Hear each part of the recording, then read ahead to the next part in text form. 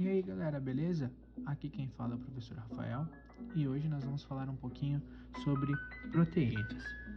Nós podemos lembrar que uma proteína ela é uma substância orgânica. E do que é formada essas proteínas? Elas são formadas por vários aminoácidos. Vamos falar de aminoácido então?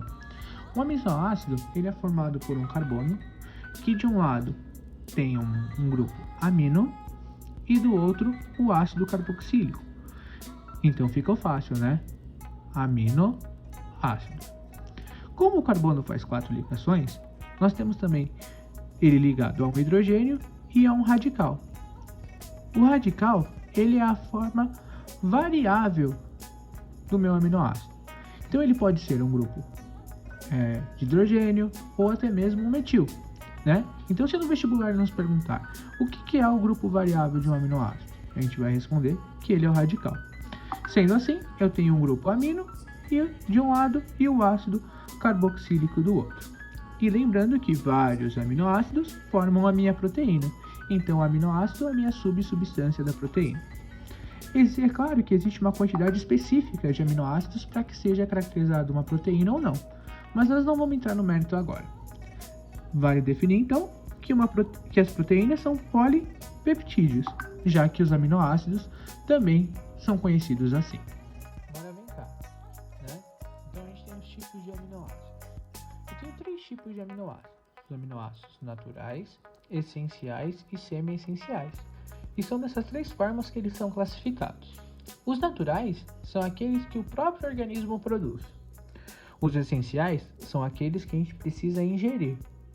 E os semi-essenciais, né, são aqueles que a gente produz em menos quantidade. Por exemplo, a histidina e a arginina. Existem vários outros, né? Mas que sempre, quando cobrados no vestibular, vão ser citados para a gente. Vale a gente ter atenção que quando cai para aminoácidos em plantas, né? A gente não vê uma planta consumindo um aminoácido, ingerindo um aminoácido. Então, as plantas, né? Elas possuem aminoácidos naturais. Então, galera, por se tratar de aminoácidos, como é que eles fazem para ser ligados uns aos outros? Esse tipo de ligação chama-se ligação peptídica, devido se tratar das proteínas serem formadas por aminoácidos. Olhem aqui, eu tenho 2 aminoácidos, um desse lado e um desse lado. Reparem que eles têm a mesma composição. Como que é feita a ligação? O grupo H do ácido carboxílico, ele é ligado ao grupo H da amina, formando uma ligação peptídica. Olha que legal, HOH, H2O. Então, a ligação peptídica, ela libera água, né? E isso tem nome, chama-se síntese por desidratação.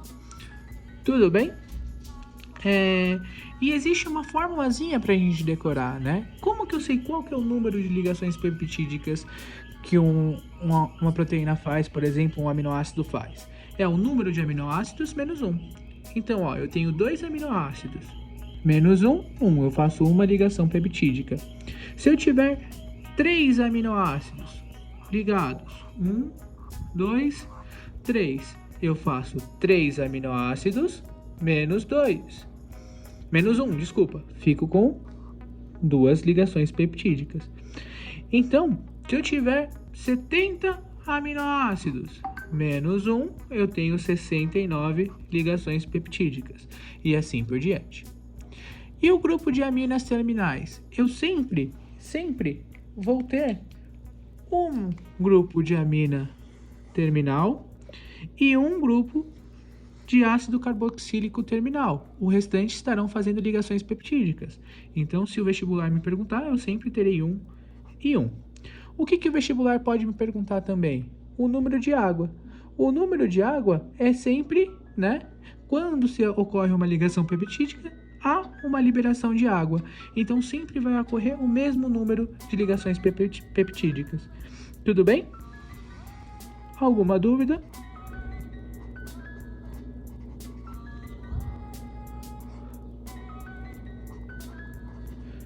Então, é o mesmo número de ligações peptídicas. Tudo bem?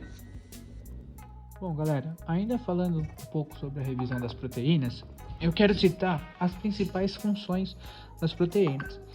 E as proteínas, elas têm muitas funções. E eu trouxe as 8 principais delas.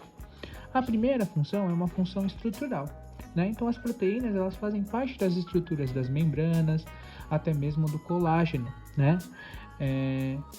Do nosso corpo. Uma segunda função é a função hormonal, principalmente presente na insulina. Ela também tem a função de defesa, né? Então, na proteína, a hemoglobina é um exemplo que representa a função de defesa. A quarta função, né, é a função de contração muscular, né? Então as proteínas, elas fazem as contrações musculares, né? E 2 exemplos muito comuns é a actina e a miosina. Ela tem a função de coagulação sanguínea, né?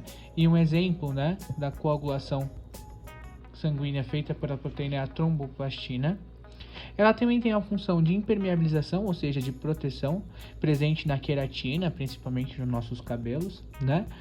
Temos também a função de transporte, principalmente transporte de gases respiratórios, né? E por fim, né, a função enzimáticas, aquelas que aumentam a velocidade da reação.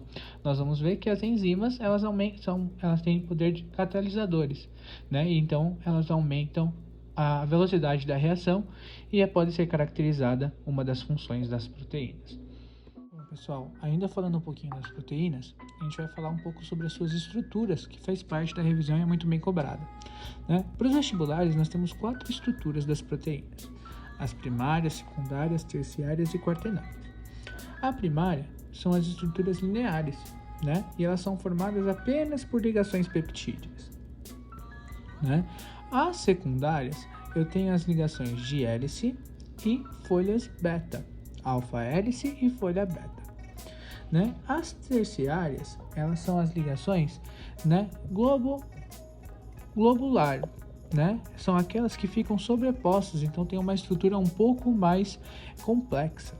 E por fim, as quaternárias, né, que são 2 ou mais cadeias polipeptídicas e elas formam uma cadeia 3D, né? Um exemplo dessa estrutura, proteína com estrutura quaternária, são as hemoglobinas, né?